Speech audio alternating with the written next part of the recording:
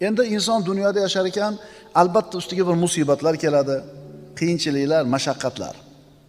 Mana shunday holatda inson o'zini yo'qotib qo'yadi, iztirobga tushadi, dovdirab qoladi.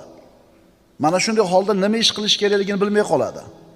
Ammo mu'min mana shunday holatda Robbisi tomonidan yuboriladigan sakinatga ega bo'ladi, u xotirjam bo'ladi.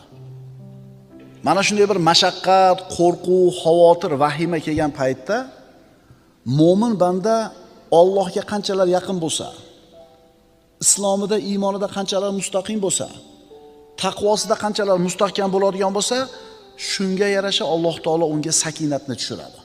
Xotirjam bo'ladi. Kim aytgani bo'ladi deydi? Allohda aytgani bo'ladi deydi.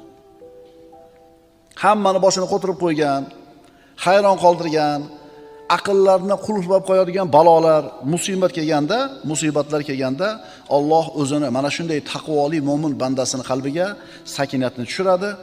Ana shu sakinat sababli mo'min xotirjam turadi, dovdirab qolmaydi. Mana payg'ambarimiz sollallohu alayhi vasallamning